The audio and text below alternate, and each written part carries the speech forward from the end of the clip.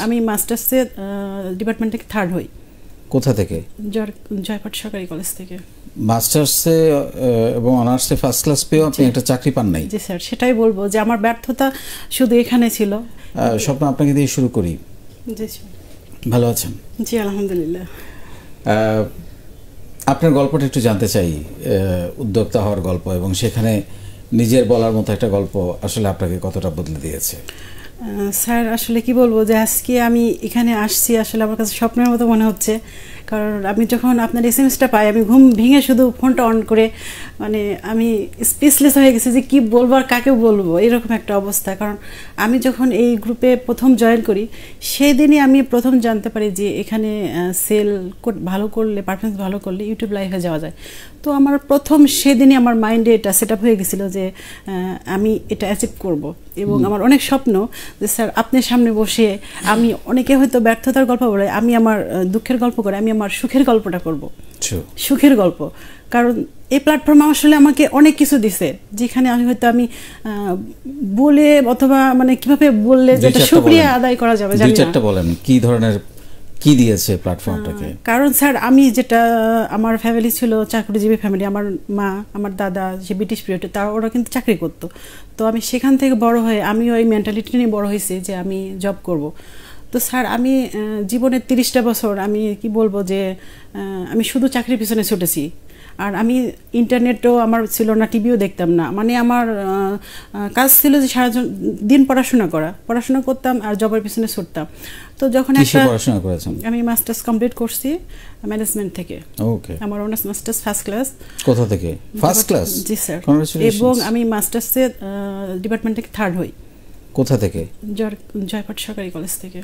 মাস্টার্সে এবং অনার্সে first class পেয়েও আপনি একটা চাকরি পান নাই? জি স্যার, সেটাই বলবো যে আমার ব্যর্থতা শুধু এখানে ছিল, কিন্তু এই প্ল্যাটফর্ম আমাকে সফলতা এনেছে। মানে যেটা আমি চেয়েছি সেখানে মানে ফ্লপ হয়ে গেছে, মানে বিগ জিরো। আর যেটা আমি কখনো কল্পনা করিনি সেটা আমাকে মানে অন্যরকম একটা মর্যাদা দিছে, যে সবাই আজ অনুপ্রাণিত হয় যে পড়াশোনা করে মানে জবের পিছনে না ছুটে কিছু করা যায়। এটা আজকে আসলে আমি নিজে সেটা প্রমাণিত, বাস্তব প্রমাণ। হয়তো আজ অনেকেই আগে বলতো যে মাস্টার্স কমপ্লিট করে এত ভালো রেজাল্ট, যেখানে আমাদের স্যারের সাথে দেখা হলে ডিপার্টমেন্টে, তো ওনারা জিজ্ঞেস করে যে স্বপ্ন তুমি কিসে আসো, ওনারা জিজ্ঞেস করে না যে আমি চাকরি পাইছি কিনা। মানে এরকম একটা ইয়ে ছিল। তো সেখান থেকে আমি বলতেও লজ্জা পাইতাম যে স্যার আমার এখনো চাকরি হয় নাই। তো সেই পর্যায়ে থেকে আজ যখন আমি মাস্টার্স করার পরে কতদিন বেকার ছিলেন? স্যার আমি মাস্টার্স মানে অনার্স কমপ্লিট করার পর আমি ঢাকায় আসি। ঢাকা আসার পর আমি সর্বপ্রথম আমার টার্গেট ছিল বিসিএস। তো আমি সেটার জন্য পড়াশোনা করি, বিসিএস এর যত মানে কোচিং আছে সেগুলো করি। তো আমি রিটেনে টিকছি, বাট আমি ভাইবা থেকে আউট হয়ে গেছি। তারপর আমি অনেক সরকারি ব্যাংকে টিকছি। সেখান থেকে আশা জন্ম নিয়েছিল যে হয়তো এটা হবে, কিন্তু আসলে একের পর এক শুধু রিজেকশন, মানে ভাইবা থেকে রিজেক্ট হয়ে যায়। তারপরে এই করতে করতে ধরেন যে আমার বিয়ের পর কিন্তু আমার এই স্ট্রাগলটা স্যার, মানে আমি যখন 2013 সালে বিয়ে করি, বিয়ের পর ঢাকায় আসি। ঢাকা আসার পর আমি মাস্টার্স পড়াশোনা করি। মাস্টার্সে তার পাশাপাশি আমি আসলে এই জবের জন্য ট্রাই করি।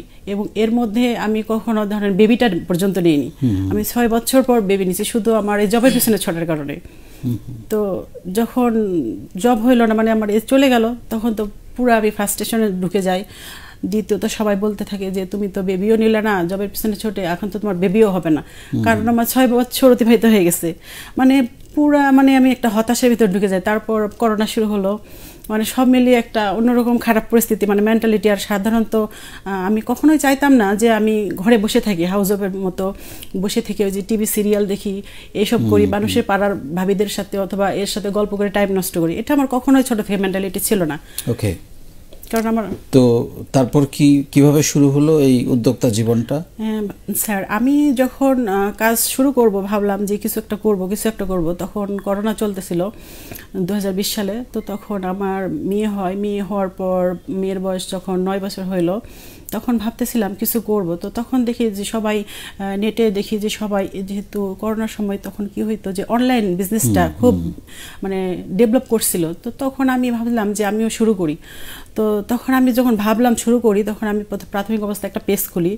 তো পেজ খোলার পর তখন আমার কোনো সেল ছিল না, আশেপাশের লোক, তখন আমি একটা প্ল্যাটফর্ম খুঁজতেছিলাম যে যেখানে আমি আমার মানে সেল করতে পারবো, আমার প্রতিভাটাকে বিকশিত করতে পারবো। তো তখন আমার ফেসবুকের এক ছোট ভাই, আমি এর মাধ্যমে জানাতে চাই আসলে তাকে অসংখ্য ধন্যবাদ, সে যদি না থাকতো সত্যি স্যার আমি আপনার সামনে আজকে হয়তো আসতে পারতাম না। তো নাজমুল হাসান নাম আমার ছোট ভাই, তো ওই আমাকে প্রথম বলল যে আপু আপনি তো শুরু করছেন বিজনেস কিন্তু হয়তো রেসপন্স পাচ্ছেন না, তো একটা প্ল্যাটফর্ম আসছে নিজের বলার মতো গল্প, তো ওখানে সাপ্তাহিক একটা হাটও হয় মঙ্গলবার করে, হাটে অনেক সেল হয়। তো আমি বললাম যে ঠিক আছে তুমি তাহলে আমাকে ইনভাইট দাও, আমি জয়েন হই। তখন উনি বললো যে আসলে এখানে কি সিস্টেম আছে, এখানে শুধু জয়েন হলে হবে না, এখানে রেজিস্ট্রেশন করতে হবে। তো আমি বললাম আচ্ছা ঠিক আছে তাহলে আমাকে করিয়ে দাও। তখন ও বললো যে এখন তো 11তম ব্যাচ শেষের দিকে, এখন রেজিস্ট্রেশন করা যাবে না, 12তমতে করিয়েন। তো আমি গ্রুপে জয়েন হওয়ার পর তখন স্যার আপনার সেশনগুলো দেখতেছিলাম, যদিও অত বুঝতে পারতেছিলাম না যে বিষয়টা কি, তো শুধু পড়তাম আর সবার পোস্টগুলো পড়তাম, ভালো লাগতো। তো তারপরে একদিন দেখি একটা ভাইয়া ওখানে লিঙ্ক দিছে যে কে কে রেজিস্ট্রেশন করতে চান, তো সেখানে আমি কমেন্ট করলাম যে ভাইয়া আমি রেজিস্ট্রেশন করতে চাই। তো উনি আমাকে লিঙ্ক দিল, তো আমি ট্রাই করলাম, ট্রাই করাতে হয়ে গেছিলো। তারপর 11তম ব্যাচে আমি রেজিস্ট্রেশন সম্পন্ন করি। তো আমার মনে আছে স্যার, আমার ডেট সব কিছু মনে আছে, কারণ আমি জানি না কেন মনে আছে, সেদিন ছিল 27 তারিখ অক্টোবরের, আমি সবেমাত্র শুরু, আমার মিট আপ ছিল, প্রথম জয়েন হলাম তখন টাঙ্গাইলে যেহেতু আছি, তখন টাঙ্গাইলে মেসেঞ্জার গ্রুপে জয়েন হলাম। হওয়ার পর প্রথম মিট আপের দেখলাম, তো আমি ভাবলাম যে এটা আবার কেমন মিট আপ হয়, দেখি কেমন। তো মিট আপে যখন আসি তখন দেখলাম যে মিট আপে সকলে সুন্দর একটা পরিবেশ, সবাই সবার গল্পগুলো বলতেছে, মানে আমার ভিতরে এতটা স্পর্শ করছে যে কি বলবো, যে সেখান থেকে আমার ভিতরে একটা জন্ম নিছে যে আমি পারি, কিছু একটা করব, এর মাধ্যমে আমি নিজেকে কিছু একটা করে দেখাবো, আমার জব হয়নি তো কি হয়েছে। তো তারপর স্যার সেখান থেকে আমার গ্রুপে যাত্রা শুরু। প্রথমে ভাবলাম কি নিয়ে শুরু করব, তখন আমি প্রাথমিক অবস্থা আমার মশলা দিয়ে শুরু করি, কারণ আমি রান্নাবান্না ভালো পারি, এ বিষয়ে আমার নলেজটা খুব ভালো।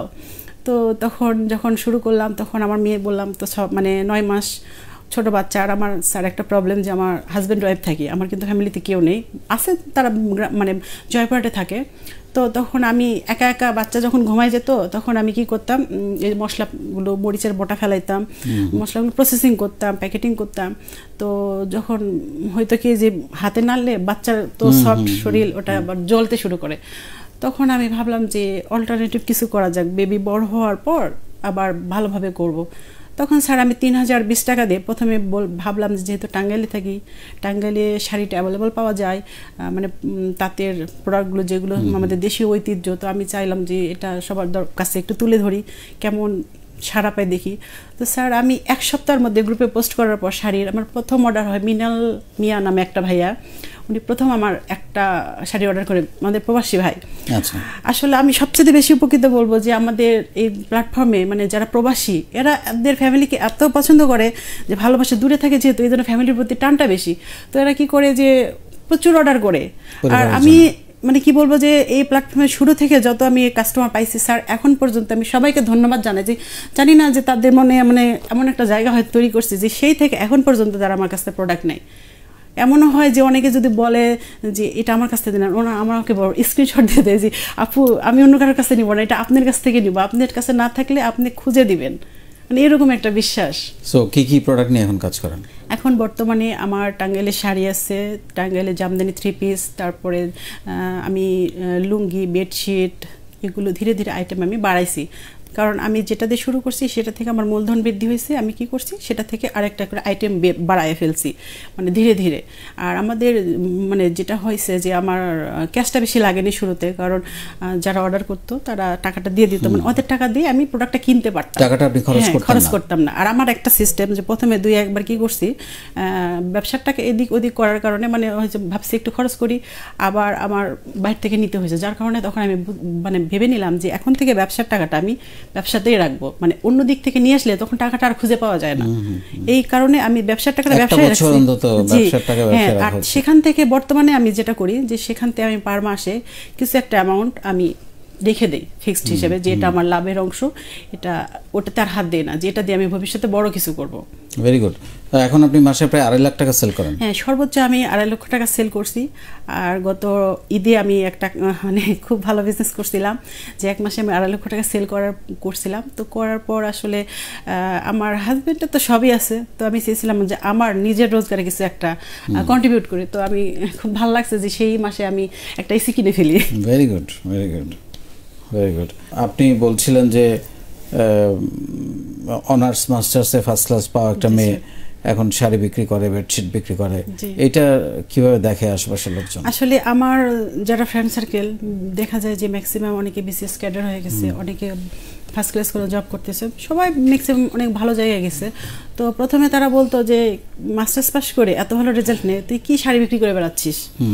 তো বিষয়টা আমার লাগতো। তবে আমি একটা কি স্যার, যে আমি ছোটোবেলা থেকে প্রচুর জেদি, আর আমার ফ্যামিলি থেকে যেমন খুব এস্টাবলিশ ফ্যামিলি, তো আমার ফ্যামিলির কিন্তু সবাই আমাকে খুব বিশ্বাস করে যে আমি কখনো রং কোনো কিছু করতে পারি না, মানে এরকম একটা বিশ্বাস যে টাকা পয়সা বলেন সব কিছু কিন্তু আমার কাছে হাতে থাকে। তো কোনোদিনও তাদের বিশ্বাস যে আমি কোনোদিনও খরচ করবো না, মানে অন্যায় পথে। তো আমি এই জন্যই মানে শুরু করলাম যে আমি দেখাই দিব।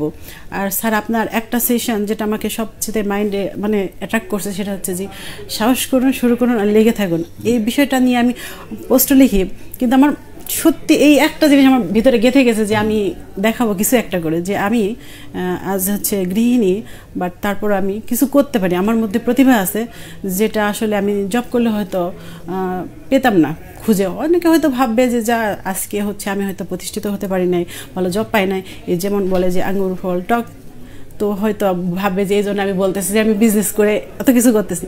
কিন্তু সত্যি যে একটা ব্যবসা করে আমার নিজের প্রোডাক্ট যেটা মশলা আছে, যেটা আমি তৈরি করি, তারপরে যে শাড়ি বলেন, থ্রি পিস বলেন, যখন এগুলো আমি প্রসেসিং করে কাজ করি, তাতে বাড়ি যায়, একটা একটা করে কাপড় নাড়লে আমি বুঝতে পারি, তো মনে হয় আমার ভিতরে একটা অন্যরকম তৃপ্তি কাজ করে। কোথায় নিয়ে যেতে চান এই ব্যবসাকে? আপনার পরিকল্পনা কি আগামী 5-10 দুইটা বছর স্বপ্ন। পরে? হ্যাঁ, আজ থেকে 5 বছর পর জানি না পারবো কিনা। স্বপ্ন কি স্বপ্ন দেখে? জি স্যার, যেটা আমি বলি স্বপ্ন কিছুটা আমি বাস্তবায়ন করছি। শুধু আমি স্বপ্ন ঘুমিয়ে দেখতে চাই না, জেগেই দেখি, কারণ ঘুমাইলে সেই স্বপ্ন হারিয়ে যাবে। তো আমার একটা স্বপ্ন যে আমার নিজের জেলা যেটা জয়পুরহাট, সেখানে অনেক মানে নারীরা আছে যারা ঘরে থেকে অ্যাভেলেবল প্রোডাক্ট পায় না, তাদের আমি চাই যে তারা কিছু করুক।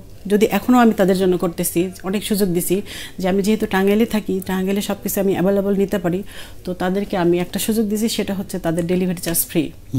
জয়পুরহাটের যারা উদ্যোক্তা তাদের জন্য, তারা যদি প্রোডাক্ট কিনে আমার থেকে, তো তাদের জন্য ডেলিভারি চার্জ মানে সম্পূর্ণ ফ্রি, তাদের থেকে আমি নেই না। এটা পুরা জয়পুরহাট জেলা। তো আমি আজ থেকে 5 বছর পর আমি দেখতেছি আমার দুইটা স্বপ্ন, সেটা হচ্ছে আমি খুব ভালো রান্না পারি, সেটা স্যার বলছি যে আমি চাইনিজ বলেন ফাস্টফুড খাবার খুব ভালো বানাতে পারি। আর আমার একটা স্বপ্ন সেটা হচ্ছে স্যার আমি একটা শোরুম দেব, সেটা আমি আপনার হাতে উদ্বোধন করব। অবশ্যই। এবং স্যার আমার শোরুমটা আমি অলরেডি কিনে ফেলছি, যেহেতু হ্যাঁ গত বছর আমি কিনছি, যেখানে আমার মানে হাজব্যান্ড কিছু কন্ট্রিবিউট করছে, আমি কিছু কন্ট্রিবিউট করছি, কারণ আমি যদি টোটালটা দিতে যাই তাহলে আবার হয়তো ব্যবসা ঘাটতি পড়ে যাবে, এখন টানতে হবে। তো আমি চাই না যে আমার বিজনেসটা বন্ধ হয়ে যাক, আমি এটা রেখেই আমি যেন কিছু করতে পারি। এই জন্য আমি একটা শোরুম কিনে ফেলছি, ও সেটা ভাড়া দিয়ে রাখছি, যেহেতু আমি এখন সেটেল হতে পারতেছি না, কারণ আমার হাজব্যান্ড এখানে জব করে। যখন আমি সেটেল হব, তো তখন ইচ্ছা আছে যে স্যার আপনার হাতে আমি সেটা উদ্বোধন করব। জানি না আমার স্বপ্নটা পূরণ হবে কিনা। ইনশাআল্লাহ অবশ্যই পূরণ হবে। আর আপনি যেহেতু ভালো রান্না করেন, রান্নার লাইনেও আপনি, জি আমার একটা রেস্টুরেন্ট করার খুব শখ, বিজনেস প্ল্যান করতে পারেন, সেদিকে এগিয়ে যেতে পারেন। স্যার আসলে আমি আরেকটা বলতে চাই, যেটা হচ্ছে আমার ঝালমুড়ি মশলাটা বলা হয় নাই, এটা কিন্তু অনলাইনে সর্বপ্রথম আমি নিয়ে আসছি। অনেকে হয়তো ফাস্টফুড মানে রাস্তায় ঝালমুড়ি খায়, সেটা থেকে আমার প্রথম আইডিয়া আসে যে এই মশলাটা কখনো বাজারজাত কেউ করেনি, তো এটা অনলাইনে সর্বপ্রথম আমি আনি, এবং আমার ঝালমুড়ি মশলার ধরেন যে গোটা বাংলাদেশ এক নামে চেনে, এরকম একটা মানে যে খাইছে এখন পর্যন্ত কেউ বলে নাই যে খারাপ। এমনকি রেস্টুরেন্ট থেকে যারা, ওরা আবার পাইকারি নাই, যদিও বলি যে আমার এটা নিজে তৈরি করা এবং ধরেন যে দাম বেশি, তারপরেও তারা নাই যে আপনার মশলার টেস্টটা অন্যরকম, যেটা অন্য জায়গায় হয় না, এবং হেলদি। তো আর একটা কথা বলি যে আমার প্রথম অর্জনে আমার হাজব্যান্ড, সেটা তাকে না বললে হবে না, যে সে যদি না থাকতো তাহলে হয়তো আজ আমি এ পর্যায়ে আসতে পারতাম না। কারণ একটা নারীর জীবনে ধরেন যে আমি যেখানে যে জায়গাগুলোতে যাই, অনেক প্রতিবন্ধকতা, অনেকে অনেক কথা বলে, কিন্তু আমার হাজবেন্ড সেখানে মনে হয় যে সর্বোচ্চ আমাকে সাপোর্ট বিশাল ব্যাপার এটা হাজবেন্ডের সাপোর্ট। হ্যাঁ, যেখানে যায়, যে পর্যায়ে যায়, আমাকে আমার বলেন যে কাজে কে, সে প্রচুর সম্মান করে যে তুমি করো, তুমি ট্রাই করো, অবশ্যই পারবা। এই কারণে আসলে কি বলবো যে আমি আসলে খুব লাকি। আর দ্বিতীয় লাকি আমি এই প্ল্যাটফর্মে যুক্ত হয়ে, যেটা আমি বলি যে আমার জবের কারণে আমি যে ফ্রাস্ট্রেশনে ঢুকছিলাম, আজ আমি মনে করি যে আমি অনেক হ্যাপি। আর যারা আমার ফ্রেন্ড সার্কেল, তারা এখন বলে যে আসলে আমরা ভুল বুঝছিলাম, যে আমাদেরও একটু শেখা, আমরা চাকরির পাশাপাশি কিভাবে কি করতে হয়। এবং আমার অনেক বান্ধবী, আমি বলি যে তোরা শুরু কর, বাসায় বসে বসে অনেকে আসছে যে তাহলে শুরু কর, আমি তোদের সাপোর্ট করি এবং করতেছি অনেকেই। যারা এখন অনেকে যারা আগে আমার থেকে হয়তো খুচরা নিত তারা এখন পাইকারিতে নিয়ে সেল করতেছে, তাদের মানে সংসারে কিছু কন্ট্রিবিউট করতে পারতেছে। তারপর স্যার আমার সেপ্টেম্বর মাসে একটা ক্রেডিট, সেটা হচ্ছে আমার হাজব্যান্ডের জবের একটু প্রবলেম হয়, মানে একটা চাকরি দিয়ে আরেকটা কোম্পানিতে ঢোকে, তো তখন তার স্যালারিটা দেওয়া হয় না, কারণ এটাতে ফিনিশিং মানে না হওয়া পর্যন্ত আটাতে। তখন আমাকে বললো যে তোমার এটা পরীক্ষা, এতদিন বিজনেস করলা, সংসারটা চালা। তো স্যার এই যে সেপ্টেম্বর মাস থেকে এই জানুয়ারি পর্যন্ত এই মাসে আসে আমার হাজব্যান্ড মানে সংসারের ইয়েটা ধরছে, এই পর্যন্ত কিন্তু পুরো সংসারের মানে বাসা ভাড়া হইতে এভরিথিং আমি করছি। অসাধারণ, মানে আমি প্রমাণ করে দিলাম এটাই হচ্ছে নিজের একটা নারী চাইলে, জি স্যার, যে আমিও কিছু করতে পারি। আসলে যে আমি যে শুধু রান্না বাড়া করি এর মধ্যেও আমার প্রতিভা আছে, হ্যাঁ, এটা দিয়ে আমি অনেক কিছু করতে পারি। আর একটা স্মার্টফোন থাকলে আজ মেয়েরা মনে হয়, শুধু মেয়েরা না, সবাই অনেক কিছু করতে পারে। এটা একটা ইউনিক আইডিয়া, এখান থেকে রোজগার করা। True, thank you.